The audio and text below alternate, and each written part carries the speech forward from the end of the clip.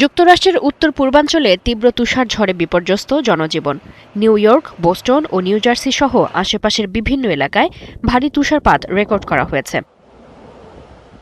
New জার্সিতে সর্বোচ্চ 15 centimetre তুষারপাত রেকর্ড করা হয়েছে। এছাড়া কয়েকটি এলাকায় 55 সেন্টিমিটার পর্যন্ত তুষারপাত হয়েছে বলে জানিয়েছে স্থানীয় আবহাওয়া বিভাগ। জাতীয় আবহাওয়া পরিষেবা জানিয়েছে, রোডে আইল্যান্ড এবং ম্যাসাচুসেটসের কিছু অংশে প্রায় 37 ইঞ্চি তুষারপাত হয়েছে। এর মধ্যে নিউ ইয়র্ক সিটির সেন্ট্রাল পার্কে 19 ইঞ্চিরও বেশি তুষারপাত হয়েছে। এই অবস্থায় বন্ধ ঘোষণা করা হয়েছে এসব রাজ্যের স্কুল।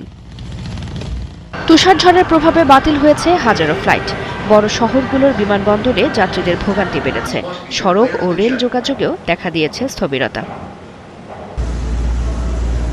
ঝড়ো বাতাসে বিদ্যুৎ লাইনে ক্ষতি হওয়ায় বহু বাড়ি ও ব্যবসা প্রতিষ্ঠান বিদ্যুৎ বিচ্ছিন্ন রয়েছে।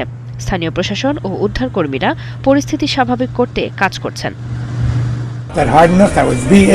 সকাল থেকে গাড়ি বের করতে পারিনি। চারপাশে শুধু বরফ আর বরফ। বিদ্যুৎ কয়েক ঘন্টা ছিল না। এমন পরিস্থিতি সত্যিই কঠিন। স্কুল, অফিস সব বন্ধ। রাস্তায় বের হওয়া ঝুঁকিপূর্ণ। তবুও জরুরি প্রয়োজনে বের হতে হচ্ছে। কবে পরিস্থিতি ঠিক হবে তারও নিশ্চয়তা নেই। শীতকালীন ঝড়ের সতর্কতা উত্তর ক্যারোলিনা থেকে উত্তর মেইন পর্যন্ত বিস্তৃত করা হয়েছে। পূর্ব কানাডার কিছু অংশেও সতর্কতা জারি করা হয়েছে বলে জানিয়েছে আবহাওয়া দপ্তর। তুষারপাত আরও বাড়তে পারে বলে সতর্ক করেছে সংস্থাটি। জরুরি প্রয়োজন ছাড়া বাসিন্দাদের ঘর থেকে বের না হওয়ার নির্দেশ দিয়েছে কর্তৃপক্ষ। চৈতি সরোয়ার, ৭১।